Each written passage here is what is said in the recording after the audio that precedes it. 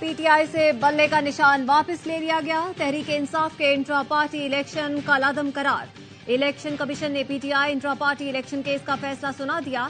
फैसले में कहा गया है कि पीटीआई आइन के मुताबिक इंट्रा पार्टी इंतखाबात करवाने में नाकाम रही।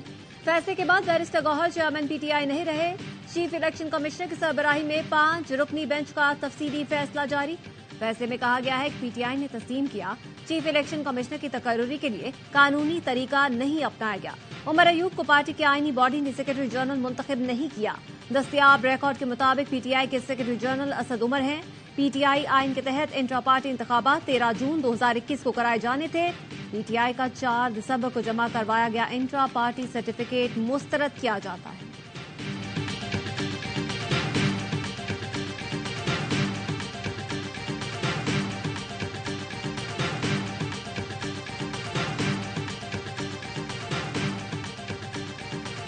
पीटीआई का वजूद ही एक फ्रॉड था। मसनूई जमात बनाई गई, एक मसनूई बबल बनाया गया। तो 2018 में अवाम के मैंडेट को डाका डालकर उसके ऊपर थोपा गया। पीटीआई जो उगाया वही बो रहे हैं। पीटीआई ने जो बोया वही काट रहे हैं। पीपी रहनुमा शर्जीलिना मेमन कहते हैं तहरीक इंसाफ का वजूद ही फ्रॉड था।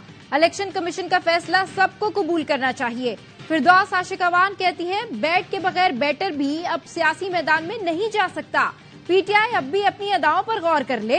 मलिक अहमद खान ने कहा तहरीक इंसाफ पूरे निजाम को तबाह करने के दर पे थी। मुस्तफा कमाल बोले पीटीआई में एक माफिया की तरह काम किया जा रहा था। पार्टी की चेयरमैनशिप वकील को देना एक मजाक था।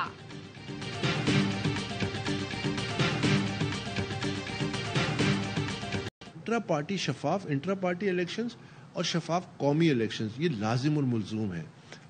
एक के बगैर दूसरा बेमानी है। वो क्यों कि अगर सियासी जमात अपने वर्कर को लेवल प्लेइंग फील्ड नहीं देती, उसके बुनियादी आईनी हक नहीं देती कि वो अपनी क़यादत का इंतखाब करे, तो वो महज सियासी जमातों को, जो कि हमारी तारीख है, सियासी जमातों को एक सीढ़ी के तौर पर इस्तेमाल करते हैं इक़्तिदार के लिए। जो पार्टी कारकुनों को लेवल प्लेइंग फील्ड न दे वो जमहूरी नहीं होती। जमहूरियत में पार्टी इलेक्शन भी आम इलेक्शन की तरह लाजिम व मलजूम है। इंट्रा पार्टी इलेक्शन कहाँ हो रहे हैं ये तक पता न था। अकबर एस बाबर की ARY न्यूज से गुफ्तगू कहते हैं फैसले के बाद पीटीआई के तमाम ओहदे भी कलादम हो गए। अब पता नहीं ओहदेदार किस हैसियत से अदालत चाहते हैं। फैसले के बाद रफका से राब्ते कर रहा हूँ। पीटीआई के मुस्तकबिल से मुतालिक जल्द लाया अमल दूंगा। पीटीआई वर्कर्स कंफ्यूज हैं, उनको डायरेक्शन देंगे। वर्कर्स को डंडे खाने, जेलों में जाने के लिए इस्तेमाल किया जाता है।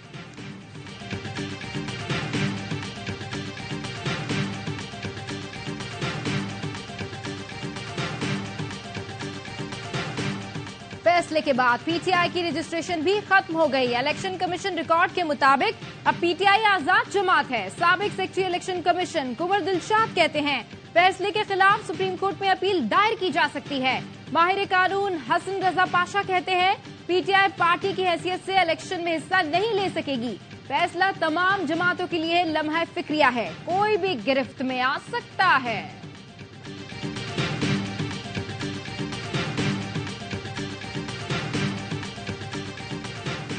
इस्लामाबाद में आसिफ जरदारी से साबिक वजीर फैसल वावडा की तवील मुलाकात।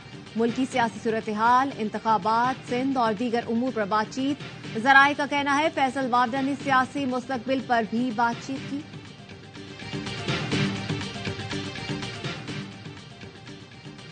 कराची में बड़ी तकरीबकारी की कोशिश नाकाम। कैंट स्टेशन पर बम नाकारा बना दिया गया। बम डिस्पोजल स्क्वाड का कहना है कैंट स्टेशन प्लेटफॉर्म नंबर 2 पर मिलने वाला टाइम डिवाइस बम 10 से 12 किलो वजनी है। बैग में बैटरी, वायर, स्विचेस और दीगर चीजें मौजूद हैं। पेशावर से ट्रेन 8:20 पर कैंट स्टेशन पहुंची थी। 9:15 बजे के करीब मशकूक बैग देखा गया। बम नकारा बनाए जाने तक रेंजर्स मौजूद रही। जहलम पुलिस ने फवाद चौधरी के भाई को रिहा कर दिया। फराज चौधरी को फवाद चौधरी के कागजात जमा कराने से कब्ल गिरफ्तार किया गया था। फराज चौधरी की अहलिया बीना फराज ने इलेक्शन कमीशन में दरख्वास्त दायर की थी। मोने सिलाई कहते हैं वालिदा अपने कागजात जमा कराने गुजरात में आरओ के पास पहुंची। पुलिस और रिटर्निंग अफसर ने ऑफिस के अंदर ताला लगा दिया। हमारे घर के मर्दों से तो डरते ही हैं, अब खवातीन से भी खौफजदा हो गए। सरगोदा में आरओ ऑफिस के बाहर पीटीआई और लीगी कारकुनों में झगड़े का मुकदमा तहरीक इंसाफ के उम्मीदवार के खिलाफ दर्ज कर लिया गया। लाहौर से पीटीआई उम्मीदवार एजाज चौधरी के वकील ने दावा किया उनसे कागजात नामजदगी फॉर्म छीने गए। एजाज चौधरी के भतीजे आतिफ चौधरी को 3 साथियों समेत हिरासत में लिया गया।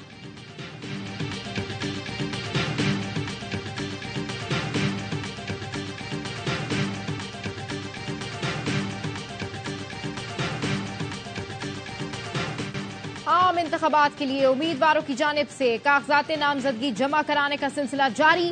बानी पीटीआई के मियांवाली में कागजात नामजदगी जमा करा दिए गए। नवाज शरीफ के NA-15 से कागजात जमा। शहबाज शरीफ भी अखाड़े में उतर गए। आसिफ जरदारी, यूसुफ रजा गिलानी, जहांगीर तरीन, अलीम खान और सिराजुल हक समेत कई रहनुमाओं ने कागजात नामजदगी जमा करा दिए। चौधरी परवेज इलाही और चौधरी शुजात के बेटे चौधरी सालिक NA-64 पर मद्दे मुकाबला आएंगे।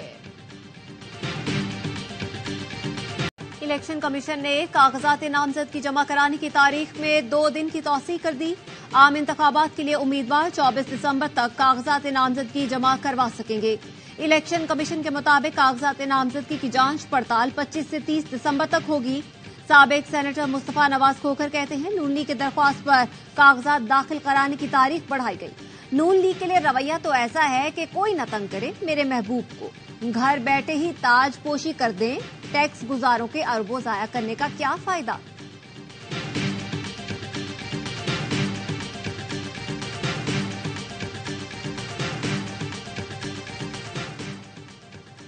वजीर आजम के मुशीर आहद चीमा को ना हटाने पर इलेक्शन कमीशन का नोटिस। वजीर आजम के सेक्रेटरी और सेक्रेटरी काबीना डिवीजन जाती हैसियत में तलब। सेक्रेटरी काबीना डिवीजन को खत। 26 दिसंबर के लिए नोटिस जारी। आईजी और डिप्टी कमिश्नर इस्लामाबाद का तबादला न करने पर वजाहत तलब। इलेक्शन कमीशन ने सेक्रेटरी एस्टेब्लिशमेंट डिवीजन को 26 दिसंबर को तलब कर लिया।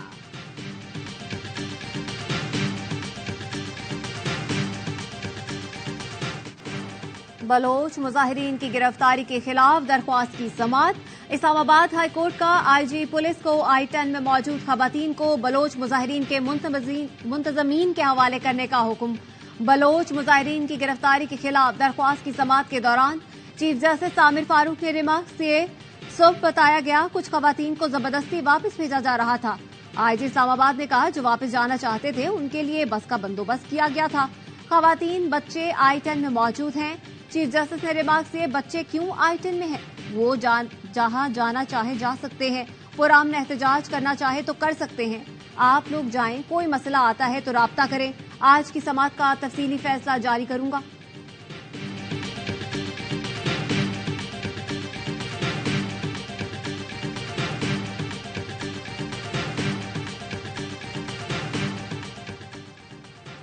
पुलिस को मुजाहिरीन के खिलाफ सख्ती से पेश नहीं आना चाहिए था। सदर आरिफ अलवी और वजीर आजम काकड़ का बलोच मुजाहिरीन के खिलाफ पुलिस के गैर मुनासिब सलूक पर इजहार तशवीश। आला क़यादत की टेलीफोनिक गुफ्तगू। निगरां वजीर आजम ने कहा गिरफ्तार मुजाहिरीन को जाती मचलकों पर रिहा कर रहे हैं। सदर मुमलिकत से गवर्नर बलूचिस्तान मलिक अब्दुल वली खान काकड़ की मुलाकात। गवर्नर का कहना था पुलिस को एहतजाज के दौरान गिरफ्तार अफराद को फौरी रिहा करना चाहिए। पीपी ने कराची को दुनिया का बदतरीन चौथा शहर बना दिया। बिलावल ने लाहौर में ये कहा कि लाहौर को कराची जैसा बना देंगे तो लोग जलसा छोड़कर भाग जाएंगे। एमकेएम रहनुमा मुस्तफा कमाल कहते हैं पीपी मुल्क भर में लेवल प्लेइंग फील्ड मांग रही है। हमें पीपी से लेवल प्लेइंग फील्ड चाहिए। पीटीआई वाले हमसे हौसला सीखें। ये क्या तरीका है? 2 थप्पड़ों पर आकर प्रेस कॉन्फ्रेंस कर देते हो। बोले जमात इस्लामी का बस नहीं चलता, वरना कहे पाकिस्तान भी हमने बनाया था।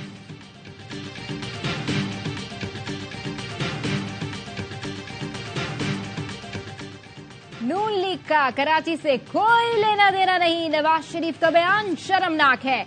कराची वालों से माफी मांगे। पीपी, नून लीग, एमकेएम ने मर्दमशुमारी में शहर के हक पर डाका डाला। हाफिज नईमुर रहमान कहते हैं आम इंतखाबात में भी जमात इस्लामी कराची की सबसे बड़ी जमात बनेगी। कब्जा मेयर से भी निजात हासिल करेंगे। हाफिज नईमुर रहमान ने NA 246 से कागजात नामजदगी जमा करा दिए।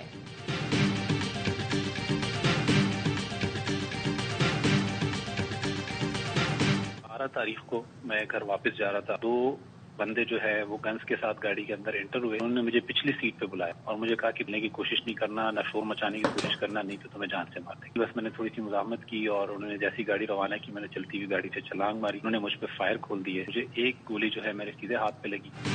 कराची में जिना अस्पताल के ऑर्थोपेडिक सर्जन को अगवा करने की कोशिश, फायरिंग से डॉक्टर यासिर हुसैन जख्मी हो गए। वाकया शाह लतीफ टाउन में पेश आया। डॉक्टर यासिर ने बताया मुल्जिमान असलहे के जोर पर उनकी गाड़ी में बैठ गए, मजाहमत करके गाड़ी से छलांग लगाई। मुल्जिमान ने गोली चलाई जो हाथ को छूते हुए निकल गई। एफआईआर में अगवा और गोली लगने का जिक्र नहीं किया गया, सिर्फ डकैती का मुकदमा दर्ज किया गया। आईजी सिंध और एडिशनल आईजी वाकये का नोटिस लें।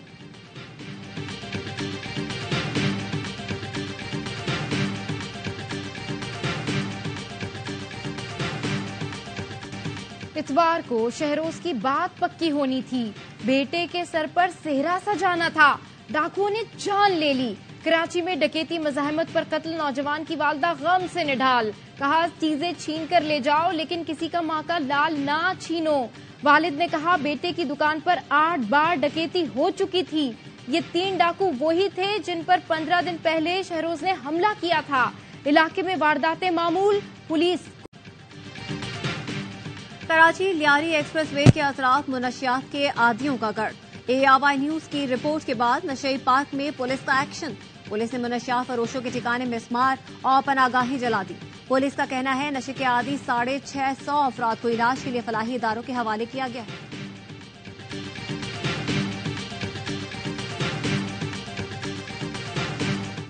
नमाज जुमा के लिए मस्जिद अक्सा जाने वालों पर इस्राएली फोर्सेस का हमला, नमाजियों पर गैस बम बरसा दिए, मुतादिद फलस्तीनी जख्मी।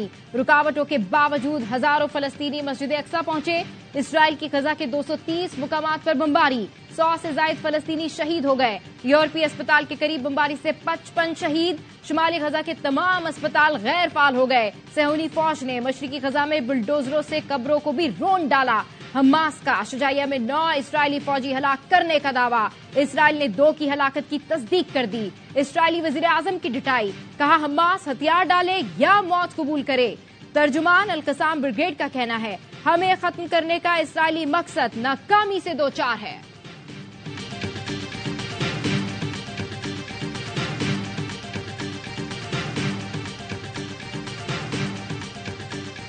अक़वाम मुत्तहिदा गजा पर इस्राएली हमले रुकवाने में फिर नाकाम। अमरीका ने रूसी तरमीम वीटो कर दी। करारदाद में हमले रुकवाने का जुमला शामिल न हो सका। रूस ने करारदाद में हमले रोके जाने का जुमला शामिल करने की तरमीम पेश की थी। सलामती कौंसिल ने रूसी तरमीम के बगैर गजा की इमदाद की करारदाद मंजूर कर ली। करारदाद के हक में 13 वोट। रूस और अमरीका ने हिस्सा नहीं लिया। करारदाद में कहा गया है कि फलस्तीनियों को इंसानी हमदर्दी की बुनियाद पर इमदाद की फराहमी यकीनी बनाई जाए। गजा के तमाम रास्ते खोले जाएं।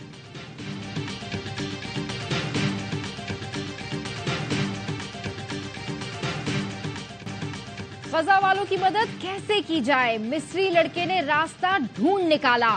रफा की सरहदी दीवार पर सुराख करके रोजाना रोटियां फराहम करता है। फहद सुराख से फलस्तीनी भाइयों को देखता है, खैरियत दरियाफ्त करता और रोटियां देता है।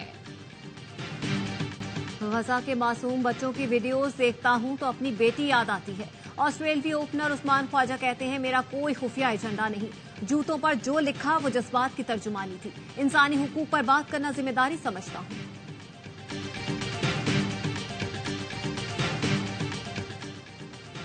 जनूबी वजीरिस्तान के इलाके शनबरसिक में पुलिस चौकी तामीर करने वाले 5 मजदूरों को कत्ल कर दिया गया। पुलिस के मुताबिक सोए हुए मजदूरों पर फायरिंग की गई। मकतूलीन का ताल्लुक मुकामी कबीले से था।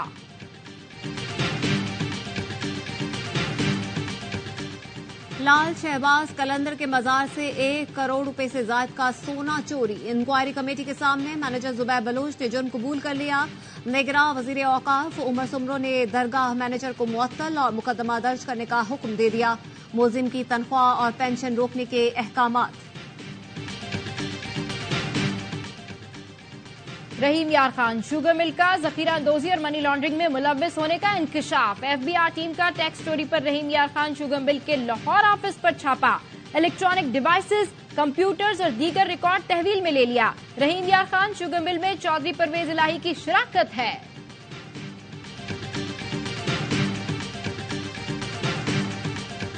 कैप्टन कर्नल शेर खान शहीद फ्लाईओवर लाहौर के लिए तोहफा है। निगरां वजीर आला पंजाब मोहसिन नकवी कहते हैं फ्लाईओवर से वाल्टन रोड 5 मिनट में पहुंचा जा सकता है। सूबे में तेजी से तरक्कियाती काम जारी।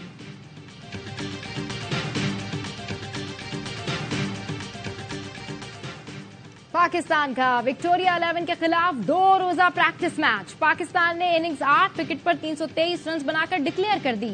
सऊद शकील के 70 रन, आगा सलमान और मोहम्मद रिजवान ने भी निफ सेंचुरीज बनाई। खेल के अख्ताम तक विक्टोरिया 11 ने 1 विकेट पर 47 रन बना लिए।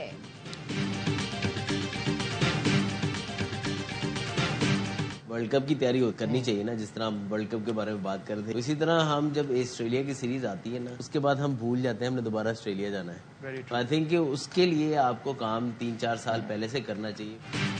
दौरा ऑस्ट्रेलिया की तैयारी भी वर्ल्ड कप की तरह करनी चाहिए। साबिक कप्तान अजहर अली ने प्रोग्राम स्पोर्ट्स रूम में कहा, पाकिस्तान ने काफी अरसे ऑस्ट्रेलिया को आउट ही नहीं किया। उम्मीद है टीम मेलबर्न में बेहतर परफॉर्म करेगी।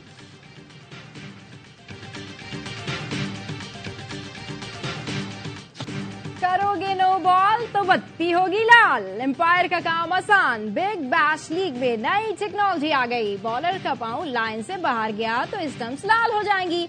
आउट होने पर आग जैसी रोशनी निकलेगी। छक्कों, चौकों और ओवर के दरमियान भी स्टंप्स मुख्तलिफ रंग बिखेरेंगे। खूबसूरती इसकी ये है कि हम बाप बेटा जिस तरह कंपटीशन में एक साथ कम्पीट कर रहे होते हैं, तो मेरी कोशिश होती है कि मेरे वाले साहब जीत जाए मुझसे, उनकी कोशिश होती है बेटा जीत जाए। तो एक अच्छी खुशी की बात है कि ये बचपन से मेरे साथ ही शूट कर रहा है, उसका एडवांटेज इसको मिल जाता है। और बाप तो बाप, बेटा भी है बेहतरीन निशानेबाज। CNS ओपन शूटिंग चैंपियनशिप के मेडल्स की जंग में वालिद का मुकाबला बेटे से पड़ गया। कोमोडोर गजनफर अब्बास को साहबजादे लेफ्टिनेंट हसन ने गोल्ड मेडल से महरूम कर दिया। टीम इवेंट में बाप बेटे ने मिलकर गोल्ड मेडल अपने नाम किया।